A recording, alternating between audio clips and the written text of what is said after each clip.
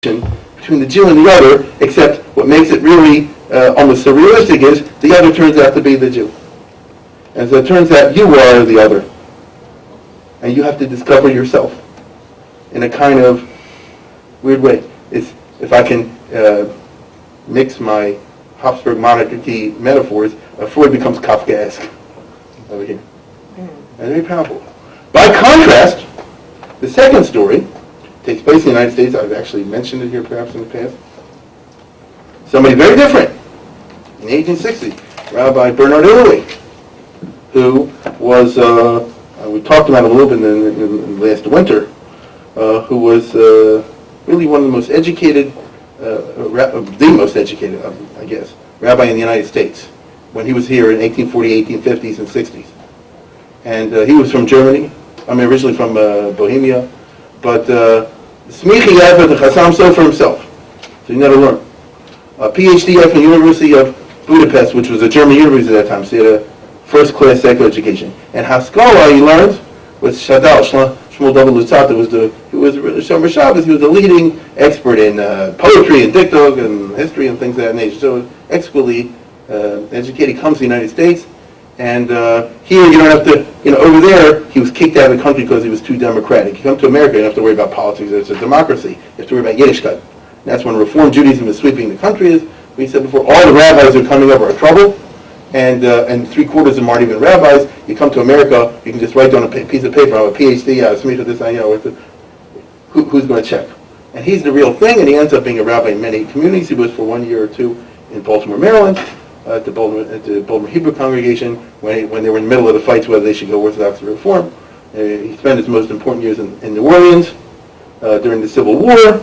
Many, many stories about him, but I don't want to get off too much on that tangent. I just want to say that his son, long after he died, wrote a short biography of his father, and he wants to say over there that the father tried to introduce decorum into the synagogue and order and halacha and things of this nature. And the person I described obviously was an outstanding preacher.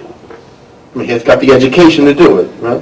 He's an outstanding orator, but he wouldn't do what the other rabbis are doing in America, which is telling everybody this is okay and that's okay and drop this procedure and who cares about Shabbos and all the rest of it. He couldn't help.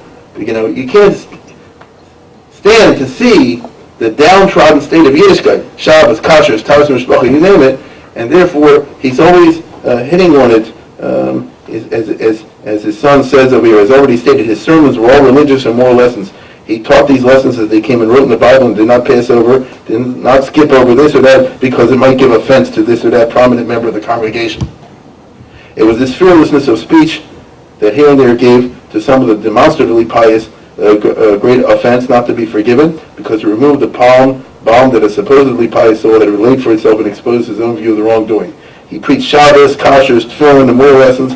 He didn't hesitate to preach to the daughters of Israel about the mitzvah, which you could just imagine at that time what it took.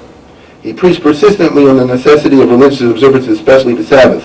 One day, while attending a funeral, a prominent member of his congregation who sat with him in the carriage said to him, "Dr. Illoway," because he was a PhD, "we really like you better than any and more than any other rabbi we've ever had, and we're going to do all that lies in our power for you. But for heaven's sake, please do not keep pounding at us on the observance of the Sabbath.